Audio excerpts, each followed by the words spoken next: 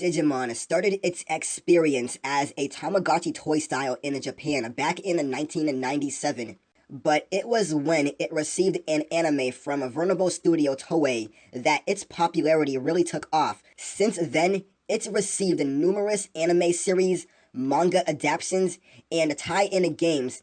This release from the Manga Entertainment is the very first anime series, originally released in 1999. Whenever a classic series like this is re-released, it's interesting to see if it was as good as fans remember, or was it just nostalgia goggles.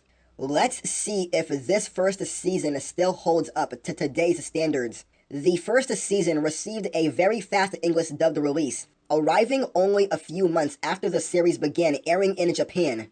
The story follows 7 children who are whisked away from their regular lives in the world filled with strange creatures known as the Digimon. In the very first episode, the group is met by 7 Digimon, each one to be partnered with one of the children. The kids and their partners then depart on an adventure to discover the truth about the world they find themselves in and see if there's any way home. The parallels are often drawn between Pokemon and Digimon, but to me, that's not really a comparison to make. Digimon to me is a much superior anime to Pokemon. While Pokemon focused on Ash's journey, visiting gyms, catching pocket monsters, and aiming for the Pokemon Leagues, Digimon was more of an adventure story.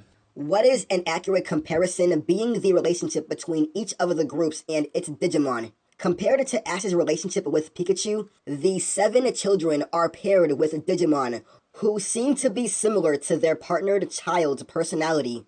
At first, these Digimon are just weird bouncing heads, but each has the ability to digivolve into different forms, transforming into a variety of cool designs, like a Chibi T-Rex Agumon, Pinkbird Biomon, and the Bug Digimon Tentamon.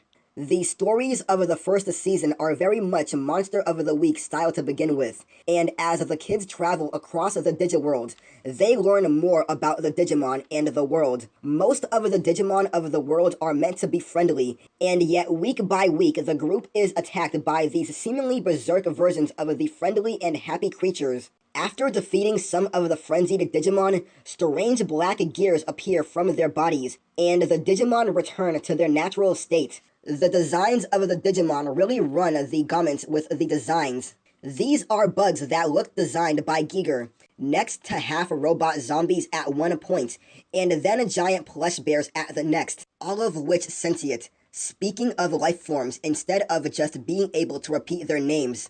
After the first arc, the youngsters are told that they are DigiDestined, and are foretold to save both of the digital and the real world. On the surface, Digimon is an adventure story where the group of children and the Digimon partners, but there is more than just that.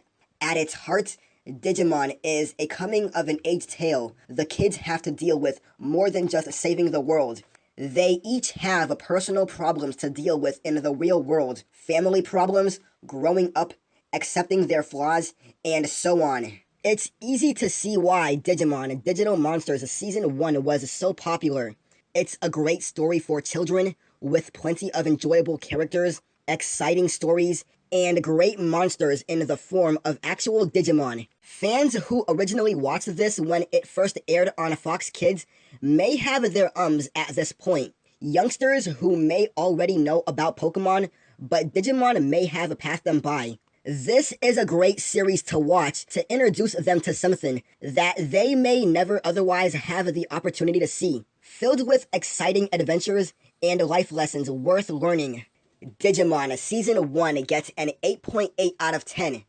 This is Red Wolf signing out, and I'll see you next time. Peace.